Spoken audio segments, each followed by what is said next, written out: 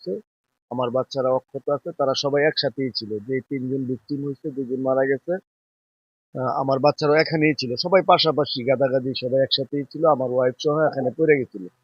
তো ওদের উপরে পড়ে নাই। ওই ওমর ছেলেটা ওর উপরে ইট পড়ছে, ওর বাবার উপরে, ওর বোনের উপরে।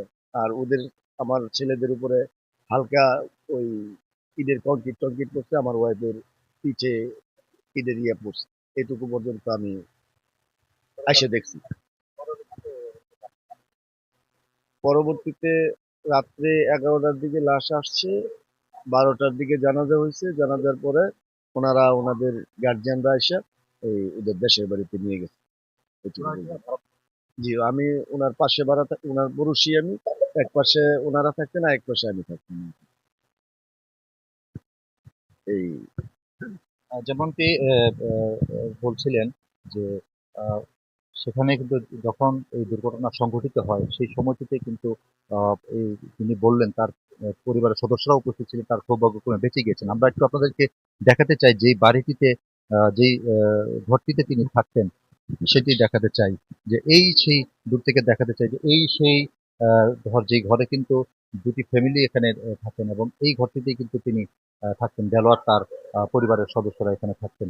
এবং যে সময়টিতে এই ভূমিকম্পের উৎপত্তি, সেই সময় কিন্তু আহ, সবাই একযোগে এখান থেকে বেরিয়ে আত্মরক্ষার চেষ্টা করেন, নিজেদেরকে বাঁচানোর চেষ্টা করেন, কিন্তু সবশেষ কিন্তু তারা ইয়ে করতে পারেননি, নিজেদেরকে সেভ করতে পারেননি। আমরা একটু দেখাতে চাই এই সেই বিল্ডিং, আপনাদেরকে দেখাই। এই বিল্ডিং থেকেই কিন্তু একটি খণ্ডাংশ এই এখানে পার্শ্ববর্তী যে বিল্ডিংটি ক্ষতিগ্রস্ত হয়েছে তার উপরে পতিত হওয়ার ফলে কিন্তু এই দুর্ঘটনা ঘটে। এবং আপনারা ইতিমধ্যে জেনে থাকবেন এখানে যারা মারা গেছেন, দেলোয়ার হোসেন এবং তার ১০ বছরের ছেলে, সে কিন্তু পার্শ্ববর্তী যেই সবচেয়ে বড় যেই নরসিংদীর যেই মাদ্রাসা রয়েছে, গাবতলী মাদ্রাসা নামে পরিচিত, তার কিন্তু হেফজখানার ছাত্র ছিল এবং তার বয়স ছিল ১০। এবং এখানে আমরা লক্ষ্য করছি যে সকাল থেকে কিন্তু উৎসুক জনতারা, যারা পার্শ্ববর্তী এবং দূর দূরান্ত থেকে এসে কিন্তু এখানে ঘটনাস্থলগুলো দেখছেন, এবং অনেকেই তার সহপাঠী আমরা পেয়েছিলাম। তারা কিন্তু দুঃখ প্রকাশ করছেন, এবং আহ, তারা বলছেন যে তাদের সভাপতি আজকে নেই, সেই জন্য কিন্তু তারা তাদের কষ্ট অনুভূতির কথা আমাদেরকে জানিয়েছিলেন। এবং দূর দূরান্ত থেকে আমরা দেখাতে চাই যে মানুষজনের ভিড়, এবং গণমাধ্যম কর্মীরাও কিন্তু ক্রমান্বয়ে আসছেন এখানে সংবাদ সংগ্রহের জন্য। আমরা আহ, চেষ্টা করব কথা বলার যে একজনের সাথে, যে আপনারা তো শুনেছেন এই ঘটনাটা, তো কোন সময় শুনেছেন এবং এসে ওই সময় কি আপনারা এখানে এসেছিলেন? জি, নামাজের এই আগে আইসা দেখছি যে ইয়ে করছি, যখন বিল্ডিং ইয়েটা পড়ছে, অনেক পরে অনেক পরে আইসছি একজন, আইসা দেখছি যে তারা হাসপাতালে নিয়ে গেছে।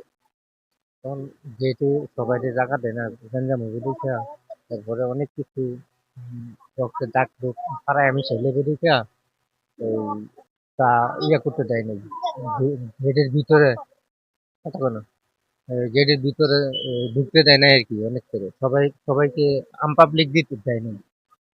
তো যখন ইয়া আমরা ইয়েতে শুনছি যে হাসপাতালে নেওয়ার সাথে সাথেই মারা গেছে একজন, আরেকজন রাস্তায় মারা গেছে। তো বাপ ছেলে আর কি, বাপ ছেলে দুজনই মারা গেছে। তো ওই লাস্ট জানা যায় আসতে মাত্র ১২টা বাজে গেছে। ১২টা বাজার সাথে সাথে জানাজার নামাজ পড়ছে। তখন আত্মীয় স্বজন আসছে, আইসিয়া না জানাজার নামাজ শেষে তারা দেশের বাড়িতে নিয়ে চলে গেছে। এতটুকু। যেমনটি এখানে আরেকজন যিনি এই তাদের জানাজার নামাজে তারা যোগদান করেছে, এমন অনেকেই বলছেন, যেহেতু উনি এখানকার ভাড়াটে, এবং আমরা জানতে পেরেছি উনি একটি জুট মিলে কর্মরত ছিলেন, এবং উনি এই বাসাটিতে বেশ কয়েক বছর যাবতীয় এখানে ভাড়া থাকতেন। এবং ওনাদের বাড়ি কিন্তু দেশের বাড়ি কিশোরগঞ্জের পাকুন্দি এলাকায় আমরা জানতে পেরেছি। এবং জানাজার শেষে তাদের আত্মীয় স্বজনরা, যেহেতু সেখানে গৃহকর্তা প্রধান নিহত হয়েছেন, যার কারণে তাদের ছেলে এবং এই দেলোয়ার হোসেনের যে স্ত্রী, তাকে নিয়ে তাদেরকে কিন্তু তাদের গ্রামের বাড়ি কিশোরগঞ্জের পাকুন্দিয়ায় নিয়ে যাওয়া হয়েছে রাত ১২টার জানাজার শেষে। আমরা আপনাদেরকে আরেকটু দেখাতে চাই যে চেষ্টা করব যে স্থানীয় অনেকেই কিন্তু এখানে এসেছেন এবং গতকালকে থেকে কিন্তু আজকে পর্যন্ত অনেক গণমাধ্যম কর্মীরাও কিন্তু এই নিউজটি কাভার করেছে। আমরা চেষ্টা করব তাদেরও কিছু এই নিয়ে বক্তব্য নেওয়ার জন্য এখানে আসার পরে। কি অনুভূতি হয়েছে? আসলে এখানে আসার পরে আমার কাছে সবচেয়ে বেশি যেটা খারাপ লাগছে যে আসলে এই ফ্যামিলিতে যে দুজন মেয়ে এবং একজন ছেলে এবং বাবা, যে মহিলা আছে, বদ্ধ মহিলা আছে, এই বদ্ধ মহিলার হাজবেন্ড এবং একটা ছেলে যাদেরকে অবলম্বন করে আসলে তিনি বেঁচে থাকতে পারতেন, তারা দুজনে আজকে পৃথিবীতে নাই। এখন বাকি সময়টা তাদের কিভাবে কাটবে সেটাই আসলে আমি ফিল করতেছি। আমার কাছে খুব কষ্ট লাগছে। আর আরেকটা বিষয় যেটা, এই যে নির্মাণাধীন যে ভবনটা, আসলে এইসব ব্যাপারে সরকারের আসলে বা যে প্রশাসন আছে তাদের আসলে ব্যবস্থা নেওয়া দরকার। এটা আরো দুর্ঘটনা ঘটাতে পারে। সামনে যদি আরো বড় ধরনের ভূমিকম্প হয়, আরো প্রাণ নাশ হতে পারে। যেমনটি বলছেন যে আসলে আমাদের এখানে আমরা লক্ষ্য করেছি বিভিন্ন ধরনের ভবন যেগুলো নির্মীয়মান ভবন রয়েছে তার কিন্তু সেফটি অনেক ক্ষেত্রেই সেটি মেনটেন করা হয় না, যার ফলশ্রুতিতে এই ধরনের ভূমিকম্প বা কোনো ধরনের প্রাকৃতিক দুর্যোগ হলে কিন্তু এর দ্বারা মানুষ ক্ষতিগ্রস্ত হয়ে থাকে। তা কিন্তু উজ্জ্বল একটি দৃষ্টান্ত এই গতকালকের এই ঘটনা ভূমিকম্পের ফলে। এটি আসলে যারা স্থানীয় প্রশাসন রয়েছেন তাদের এই বিষয়টির দিকে খেয়াল রাখার জন্য স্থানীয় যারা মানুষজন রয়েছেন তারা কিন্তু বারবার বলেছেন যে যে বিল্ডিং কোড থেকে শুরু করে যে নিরাপত্তা ব্যবস্থা সেগুলো যেন নিশ্চিত সাপেক্ষে ভবন তৈরির কাজ বা যেগুলো নির্মাণাধীন কাজ যেগুলো সেগুলো চলমান থাকে। আমরা চেষ্টা করবো আর একটু আপনাদেরকে দেখাতে ঘুরিয়ে যে এই যে দেখেন কি বিভৎস, কি ধরনের সেখানে ভূমিকম্পের ফলে যেই একটি দুর্ঘটনা সংঘটিত হয়েছে আপনারা দেখতে পাচ্ছেন যে এই আমরা একটু দেখাতে চাই যে এই যে দেখেন একটি ভবন থেকে থেকে কিছু খণ্ডাংশ পড়ে আরেকটি ভবনের কার্নিশের উপরে পড়েছে এবং সেটি কিন্তু একেবারে ভেঙে এইটাই কিন্তু এখান থেকে স্তূপ কিন্তু এসে যারা এখানে এখানে আশ্রয় নেওয়ার জন্য নিরাপদ আশ্রয় নেওয়ার জন্য যারা তাদেরকে অন্য জায়গায় খোলা জায়গায় নিয়ে যাওয়ার চেষ্টা করছেন তারাই কিন্তু এখানে তারা সেই দুর্ঘটনার শিকার হয়ে কিন্তু আজকে আহ, আহ, তারা তারা প্রাণহানির শিকার হয়েছেন।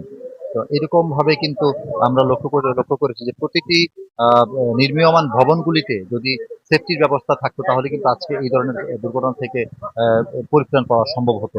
এবং আমরা লক্ষ্য করছি যে আরো এলাকাবাসী এখানে এসেছেন এবং এখানে বিভিন্ন ধরনের মানুষজন এসেছেন নানা বয়সী। আমরা চেষ্টা করব যে মাদ্রাসার শিক্ষার্থী যারা রয়েছেন তাদের মধ্যে যদি কেউ এখানে থেকে থাকে তোমাদের সাথে কি তোমাদের মাদ্রাসায় আমার নাতির সাথে পড়তো, ওর নাম আছে উমর। ও ওই ওই দিন আপনার হ্যাঁ হ্যাঁ হ্যাঁ, ওই দিন ইয়া হয়েছিল, অনুষ্ঠান হয়েছিল। সে এত ভালো ছেলে, এত ভদ্র ছেলে, বলার বাইরে। তার মানে বাসায় প্রকাশ, মানে তার ফ্যামিলি এত ভালো। সে ওদিন পুরস্কার লইছে প্রিন্সিপাল হুজুরের সাথে, বড় হুজুরের থেকে পুরস্কার নিচ্ছে। ওই ছবিটাই ছাড়ছে উমরের। সেও দেখতে অনেক সুন্দর ছিল। সে মা বাবা এত ভালো, এত ভালো ফ্যামিলি। মা গেছিল দেশে ধান লইতে, আর বাপুত বাড়ি তুলিছে এমন সময় তার মাথা ইট পইরা তার মস্তক বাড়িয়ে গেছে। আমরা শুনছি সবাই আসছে, আমরা আসছি কয়েকবার। কালকা বন্ধ ছিল এই মাদ্রাসা। যে এটা মহিলা মাদ্রাসা, এটার পাশে আমাদের ওইটাই পড়তো আমাদের নাতির সাথে, একসাথেই পড়তো। ওর নাম ছিল উমর।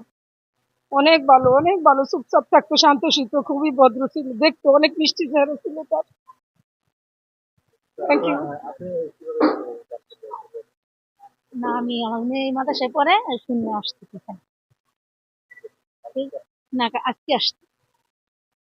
আসলে প্রতিটি মৃত্যুর কিন্তু ওই তার যেই বিস্তৃতি সেটি কিন্তু আসলে আমাদের জীবনকে ছেয়ে যায় এবং আপনারা লক্ষ্য করবেন যে প্রতিটি মানুষ এখানে যারা দেখতে আসছেন এবং এই স্থানটিতে যারা ঘুরে যাচ্ছেন প্রত্যেকেই কিন্তু একেবারে মর্মাহত এবং প্রত্যেকে তাদের যেই উদ্বেগ সেটি কিন্তু তারা জানিয়েছেন যে এইভাবে একটু এই ভূমিকম্পের ফলে যেই সৃষ্ট যে ক্ষয়ক্ষতি সেগুলি কিন্তু কারো কারো ক্ষেত্রে সেটি অপূরণীয় ক্ষতি সাধিত হয়। আমরা আরেকটু চেষ্টা করব যে আপনাদেরকে এই এই যেখানে এই বাড়িটি রয়েছে এই বাড়িটির বাইরে কিন্তু উৎসুক জনতা এখন কিন্তু আসছেন। বেলা যত বাড়ছে নানা বয়সী মানুষ কিন্তু সেখানে এসে কিন্তু তারা এই দুর্ঘটনার স্থলে যাচ্ছেন। তবে আরেকটি বিষয় জানার হচ্ছে এখানে যেহেতু সেখানে কিছু ভেঙে গেছে অনেক জায়গাটা, সেই জায়গাটা কিন্তু এখন তেমন নিরাপদ নয়। তাই এখানে যারা এই বাড়িতে যারা এখনো অবস্থান করছেন তারা কিন্তু তাদেরকে বারবার এখানে ভিড় করার জন্য বিরত করছেন, দূর থেকে দেখার জন্য তারা কিন্তু বলছেন এবং আমরাও চেষ্টা করছি যে আপনাদেরকে একটু দেখানোর জন্য যে যেই বাড়িটি এটি কিন্তু যেই ক্ষতিগ্রস্ত যে বাড়ি তার পাশেই কিন্তু একটি মহিলা মাদ্রাসা রয়েছে।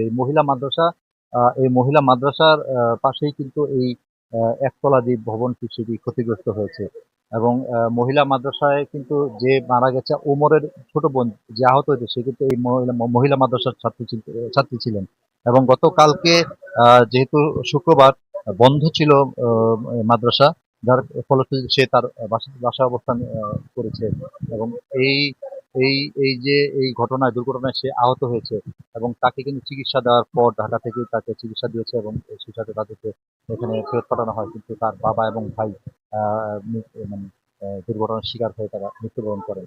তো এই ছিল আমার কাছে এই যে ক্ষতিগ্রস্ত যে বাড়ি, ভূমিকম্পে ক্ষতিগ্রস্ত যে বাড়ি, দেলোয়ার হোসেনের বাড়ি সামনে থেকে সবশেষ